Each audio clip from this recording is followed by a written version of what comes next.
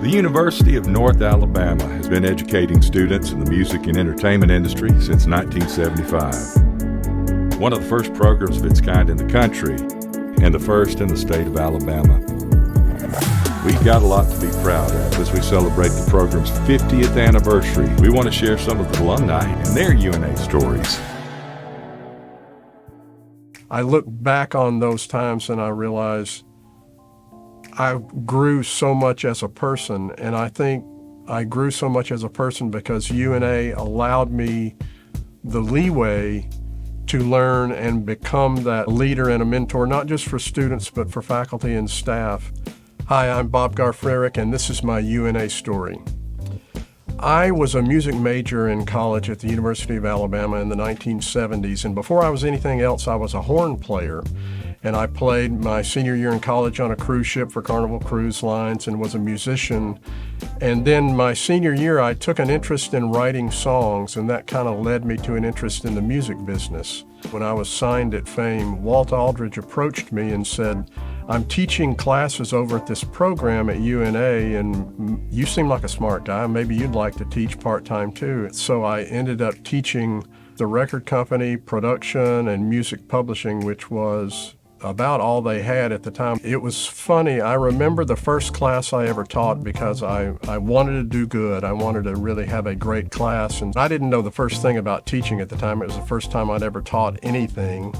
And so I prepped and got ready and had all my notes and everything and went into class and taught like a house of fire for 25 minutes, and I was done. This was a 3-hour class. This guy had taught them everything I knew about everything in 25 minutes, and that was it.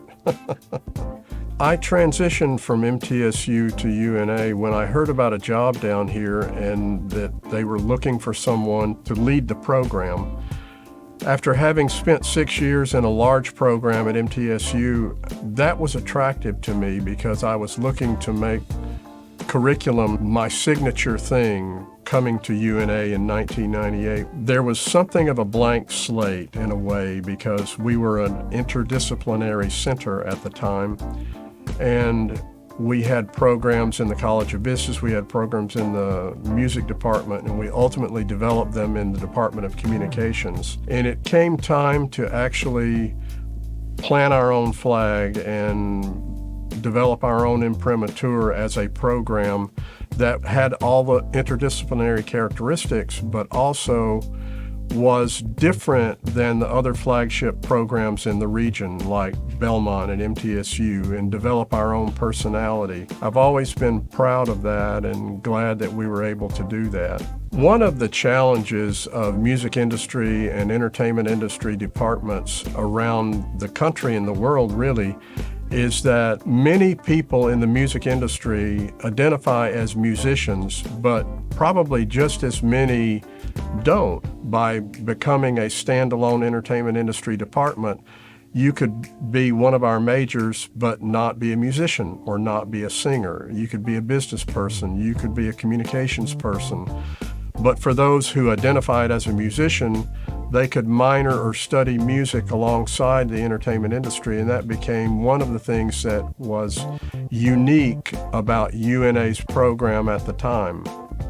I think one of the things that makes the Shoals a special place for music professionals is the fact that it is an indie town. It's always been an indie town, even going back historically when Rick Hall and others were, cutting records here and trying to get them on major labels. They were cowboys. I mean, they were independents. They were people who just in the middle of nowhere, Alabama, were making records and deciding, I'm going to make this a hit.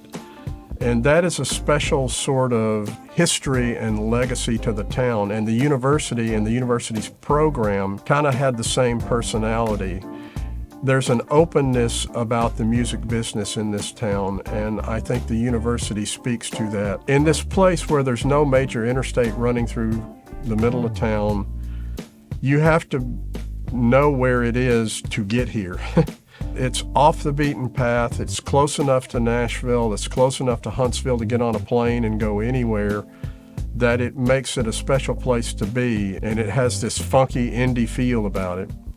It has always been important in our faculty searches and in our staff searches as well to have one of the leading criteria was some kind of industry experience, some kind of experience doing something rather than just studying about something. And we have always adhered to that one thing. It's that one thing that all of us have in common. What have you done? Have you ever been involved as a working professional in whatever it is, that thing that you do? It's one thing if you have someone who teaches songwriting. It's one thing if you have someone who has produced hit records. It's another thing if you can tell a potential student and their parents, you're going to come study here, and the person who's going to teach you production is a person who's won a Grammy for production. The person who's going to teach you songwriting is a person who has a 30-year career of ASCAP awards and hit singles.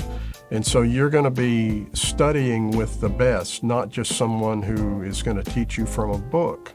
I am not surprised at the success of the program here.